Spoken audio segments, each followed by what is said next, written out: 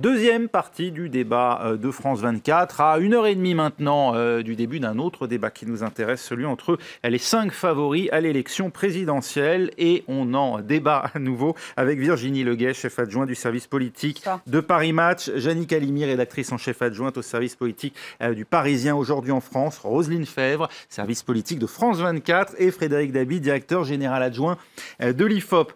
Les thèmes qui vont être abordés ce soir par les candidats, alors c'est très large comme d'habitude, on va avoir 3 parties, 45 à 50 minutes chacune. La première consacrée aux questions de société, l'éducation, l'écologie, la sécurité, l'immigration ou encore les institutions. Deuxième temps consacré à l'économie, aussi bien le temps de travail que la protection sociale ou la fiscalité. Et enfin, une troisième partie, souvent réduite à la portion congrue, c'est souvent la victime de ces grands débats, l'international avec l'Europe, les frontières ou encore le terrorisme. Ça a un sens, Roselyne? Est-ce que ça permet vraiment d'aller au fond des choses, de brasser autant de sujets à 5 candidats? Moi, je ne trouve pas. Alors, d'un autre côté, il faut aussi que chacun explique bien ce qu'il propose aux Français. Alors, il y a effectivement le risque, lors du premier débat de la droite, où on était tombé dans un débat d'experts comptables, où dans le fond, personne n'y comprenait rien. C'était ennuyeux comme la mort. Ensuite, ça s'est un petit peu rodé, ça a un petit peu changé. Il y a eu plus de vie. Les journalistes demandaient à ce que les uns et les autres... Ça, c'était tous contre Sarko. Voilà, oui, mais il n'y a pas vraiment eu d'happening, si je me souviens bien. Donc voilà, c'est le problème de ces sujets où ils n'ont qu'1 minute 30 pour répondre à une vaste question. Alors, qu'est-ce que vous ferez sur le terrorisme? Et 1 minute 30 pour expliquer. Là, il va falloir qu'il y ait quand même du débat entre eux. Il faut que ça dialogue, il faut que les uns et les autres puissent s'interpeller. C'est ça aussi qu'on demande. Sinon, ça ne s'appelle pas un débat. Ça s'appelle chacun question pour un champion. Oui. Sinon, chacun appuie le premier sur le truc et donne la bonne réponse. Donc, il n'y aura pas de champignons ce soir. Alors, pareil, ça va être la même chose. C'est qu'au début, rappelez-vous, donc ce premier débat était ennuyeux. Et puis après, les autres se sont un petit peu rodés. C'était plus intéressant, plus vivant. Peut-être que ça va être la même chose là pour les 5. En tout cas, sur les préoccupations qui intéressent les Français que vous avez sondé, Frédéric Dabi, c'est toujours le chômage qui sort en tête avec le pouvoir d'achat. Finalement, ça n'a pas tellement évolué avec le temps, même si on voit le terrorisme et les questions liées aux migrations au sens large qui commencent à prendre de l'ampleur. Oui, justement, ça a quand même évolué, puisqu'on revient aux thématiques traditionnelles qui structurent et scandent une campagne présidentielle. Jusqu'à il y a encore quelques mois, Raphaël, avec les drames qu'avait connus le pays, la lutte contre le terrorisme était arrivée pour la première fois avec la sécurité comme la première des préoccupations des Français. Quelques jours avant le 21 avril 2002, la sécurité était passée comme première préoccupation des Français. Ça explique peut-être beaucoup de choses. Là, du fait, et j'ai envie de dire, heureusement qu'il n'y a pas d'actualité tragique de ce point de vue-là, on revient aux thématiques traditionnelles, emploi, pouvoir d'achat, modèle social français, dans un contexte où les débats de la primaire, de droite comme de gauche, ont, je dirais, aiguisé les attentes des Français. Quand François Fillon parle de la sécurité sociale, quand Emmanuel Macron parle du revenu universel, ça a remis sur le devant de la scène ces questions économiques et sociales, mais le terrorisme est quand même à un niveau relativement élevé. Et sachant que l'enquête a été réalisée les 16 et 17 mars, c'est-à-dire avant Orly. Tout à fait. Sur les différentes thématiques qui intéressent les Français, la capacité des candidats à y faire face, on sent que sur le chômage, qui est là et depuis 30 ans la préoccupation majeure des Français, aujourd'hui, c'est Emmanuel Macron qui ressort comme le plus crédible, en tout cas pour y faire face. Oui, mais il bénéficie un peu comme Marine Le Pen, comme d'un vote alternatif. La force d'Emmanuel Macron et de Marine Le Pen, qui arrive d'ailleurs en deuxième, alors que sur l'emploi, elle n'est pas particulièrement crédible, c'est le sentiment qu'ils n'ont jamais été essayés et ça, je dirais, sanctionne les échecs depuis une trentaine d'années de gouvernements de gauche et de droite. Un des leviers du vote Le Pen, mais aussi du vote Macron, c'est ce vote d'alternative. Les Français sont sur une logique de récit dans des enquêtes qualitatives où ils disent « Nous avons été déçus et trahis par Nicolas Sarkozy. François Hollande a fait pire. » Donc c'est ce qui explique aussi ce double 21 avril dont on parlait et le sentiment que sur les questions de l'emploi, alors même que Emmanuel Macron a été à Bercy, il n'était pas en charge de l'emploi, mais il est peut-être comptable du bilan du quinquennat, il arrive nettement en tête. Virginie Leguet, quand on regarde les chiffres, alors bien sûr, on est impressionné par Emmanuel Macron, mais finalement, tout le monde lui reconnaît ses compétences en matière économique et sa grande intelligence. Marine Le Pen, c'est quand même là aussi quelque chose d'assez étonnant. Finalement, elle devance François Fillon, elle devance Benoît Hamon et Jean-Luc Mélenchon sur ces questions-là. Est-ce que finalement, ça illustre pas ce qui va être mis en scène ce soir, c'est-à-dire Marine Le Pen, au milieu des autres candidats, c'est le parachèvement de la dédiabolisation, non? Et d'ailleurs, toute l'après-midi, on a entendu les responsables du Front National installer le débat du deuxième tour tout de suite, c'est-à-dire le face-à-face entre Emmanuel Macron et Marine Le Pen. Ils ont évoqué toute l'après-midi les patriotes contre les mondialistes. Sous-entendu, nous sommes les patriotes et nous serons en face du mondialiste Emmanuel Macron. Et ils ont évacué tous les autres candidats. Donc on voit bien la volonté du Front National, c'est de se hisser d'entrée de jeu au deuxième tour, de rendre l'hypothèse extrêmement crédible et évidemment de penser que ça sera Emmanuel Macron qui sera leur challenger, ce qui, voilà, est aujourd'hui la plus forte probabilité selon les sondages. Pour autant, que Marine Le Pen suscite de l'espoir, c'est simplement parce qu'elle n'a jamais été au pouvoir et que les forces politiques qui sont succédées au pouvoir depuis 30 ans ont failli, ont déçu et ont découragé les électeurs qui aujourd'hui, même si peut-être ils n'imaginent pas forcément que Marine Le Pen pourrait forcément y arriver, mais ils peuvent lui accorder le crédit au moins d'essayer une fois qu'elle sera au pouvoir. Ce qui n'était pas le cas de son père, hein, vous le reconnaîtrez quand même. On ne lui a jamais accordé le crédit d'être capable de régler ces questions-là, en tout cas les questions économiques.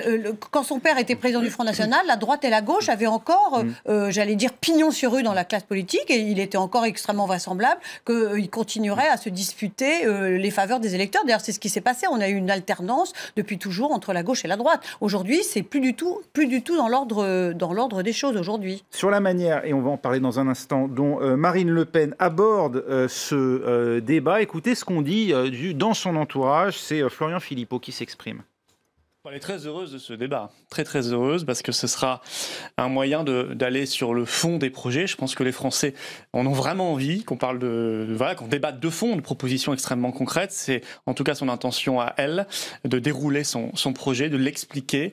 Et puis c'est vrai que le débat, il sera particulièrement clivant, c'est-à-dire qu'elle représentera vraiment le projet patriote, souverainiste, qui veut se défaire des règles anti-économiques. Elle ne sera pas la seule sur cette ligne-là. Antisociale de l'Union européenne. Jannick Halimi, on a longtemps cherché la normalisation du côté du Front National, et là finalement, non, ce qu'on cherche c'est seul contre tous pour montrer que finalement tous les autres c'est le système.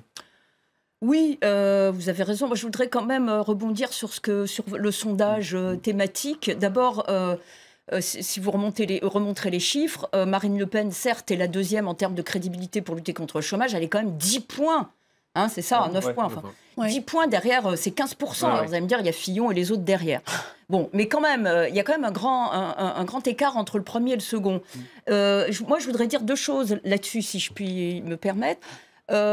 Si vraiment la lutte contre le chômage et les questions économiques arrivent en tête des préoccupations des Français, moi je voudrais souligner le fait que le plafond de verre quand même, dont on parle très souvent vis-à-vis de Marine Le Pen, s'explique en grande partie justement par sa position économique, notamment la sortie de l'euro.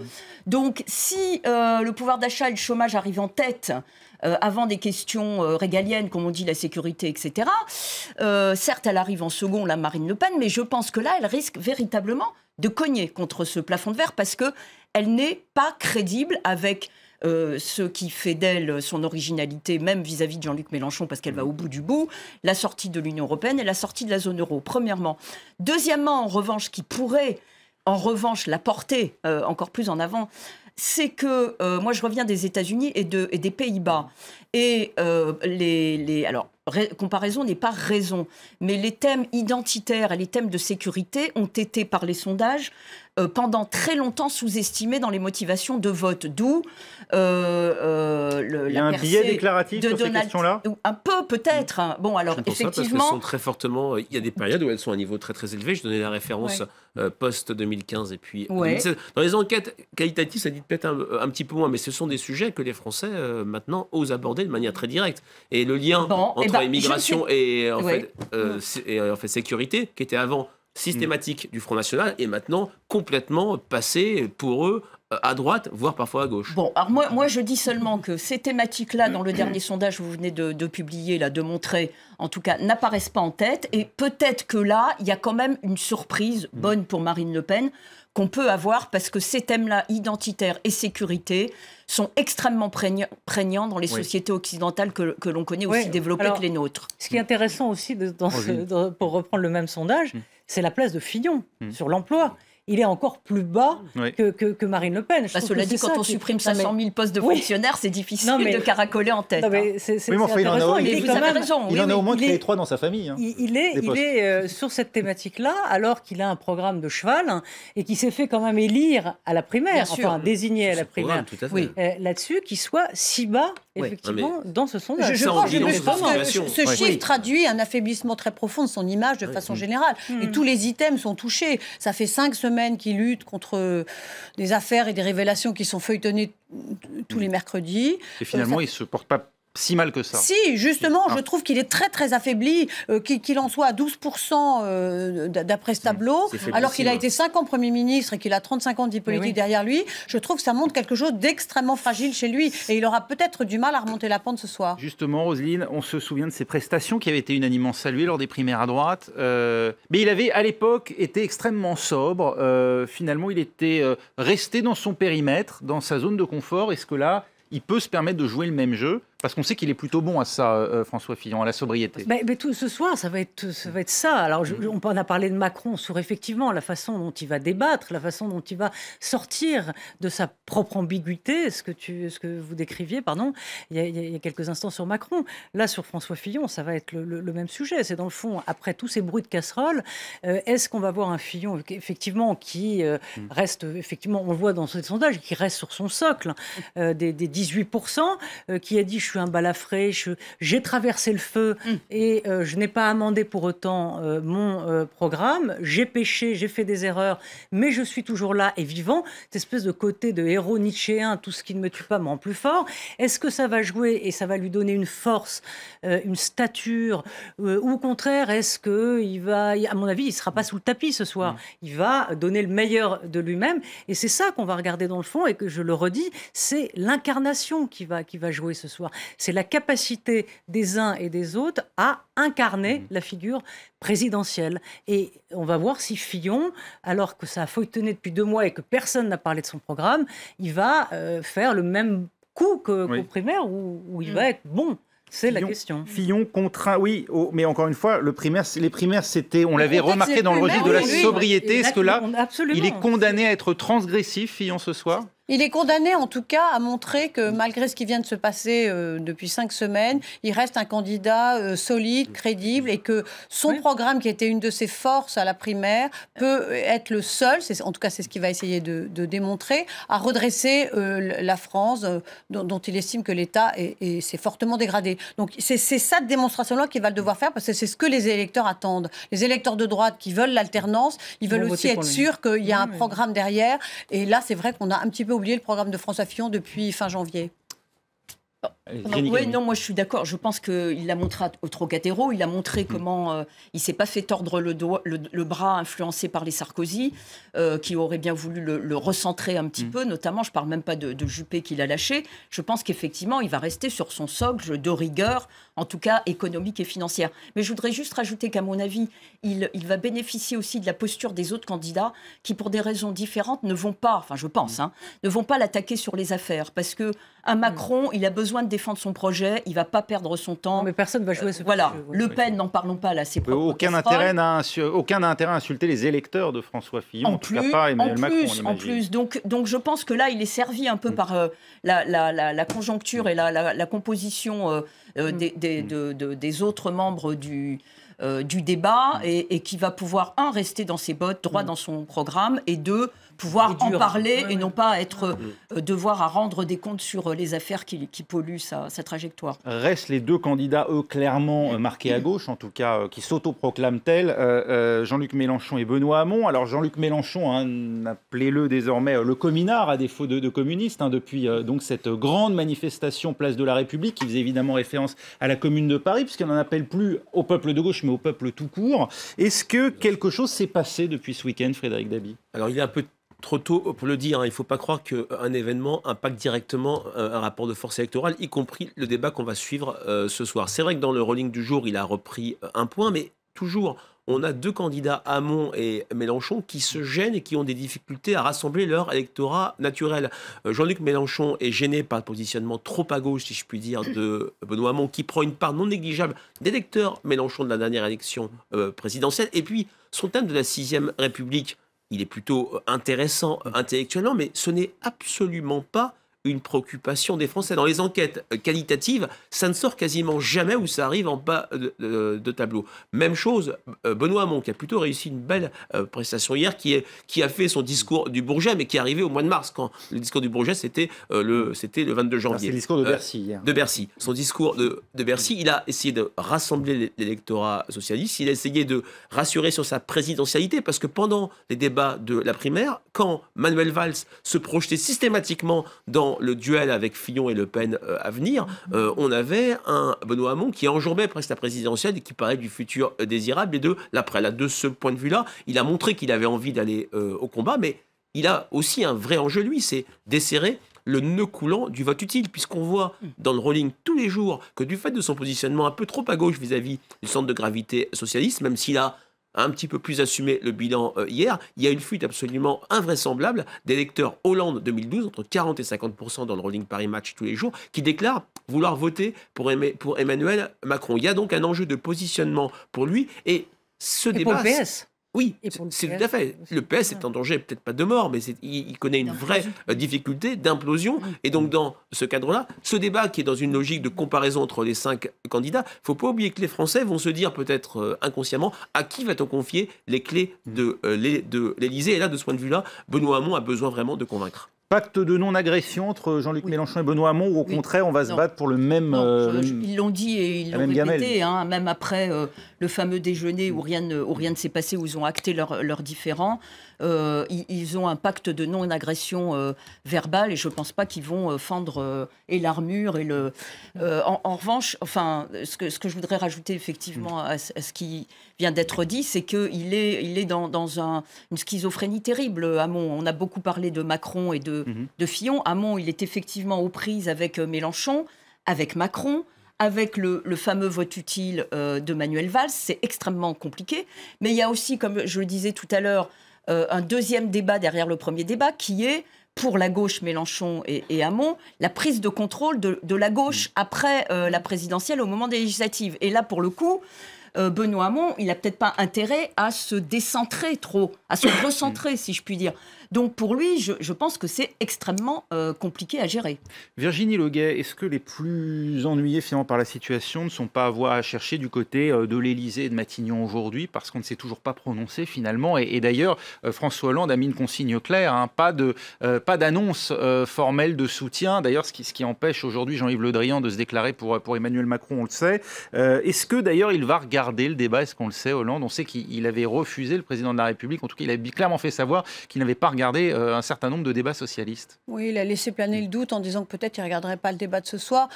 J'allais dire, peu importe, François Hollande, il est sorti du paysage politique, il n'existe quasiment plus. Et quand on voit encore des images de François Hollande aujourd'hui en déplacement en général à l'étranger, on a presque l'impression de voir un ancien film. Le film qui se déroule aujourd'hui, il se déroule sans lui. Donc il a beau dire, j'interdis, j'autorise pas, je voudrais pas... en tout cas, Jean-Yves Le Drian a respecté la consigne. Pardon, Virginie. Il la respecte peut-être, la consigne, mais on voit bien que les poids lourds du Parti socialiste ne se gênent pas pour laisser entendre pour qui ils vont aller et vers qui ils vont aller. Donc le poids de François Hollande sur le Parti socialiste aujourd'hui me semble franchement extrêmement mince. Quand il prend position après position pour le vote contre l'extrême droite et contre le Front National, et on peut peut-être décrypter très facilement que lui aussi, comme Manuel Valls, prône le vote utile, et donc suivez mon regard. Oui, mais aucun ne dit je ne dis pas qu'il a de l'influence, mais en tout cas, il essaie de rester dans le jeu. Mais aucun, Roselyne, ne dit je vote Macron. Est-ce que c'est parce que Valls, on voit bien que c'est quand même peut-être pas forcément son intérêt, une victoire de Macron? Mais non, bien sûr, et surtout qu'ils se détestent. Bon, d'un autre côté, pour Hollande, que Macron gagne, ce ne serait pas forcément mauvais pour lui, dans le sens où il dirait j'ai passé le flambeau à un réformiste, j'ai passé le flambeau à celui qui fera peut-être une politique dans la même veine que la mienne, oui, où la direction était la bonne, mais la mise en œuvre était mauvaise. Une manière de faire mine, d'organiser ce qu'il a en fait subi, oui, François Hollande. Parce que en fait, ce qui reproche aujourd'hui Macron, c'est la mise en œuvre de la politique de François Hollande. La direction était la bonne, mais la mise en œuvre était trop lente et elle ne s'est pas faite totalement. Cela dit, Macron ne veut pas d'imprimatur de Hollande, surtout mais pas. Mais non, ce serait le cadeau empoisonné. Et puis il fait un peu de l'immigration choisie, c'est-à-dire qu'il choisit qui va aller vers lui et qui il le dit d'ailleurs. Oui. Voilà. Pas comme ça, mais bon. Et on arrive, nous, au terme de notre débat. Merci beaucoup d'y avoir participé. Merci à Jannick Halimi, à Virginie Leguet, à Roselyne Febvre et à Frédéric Dabi d'avoir participé à ce débat.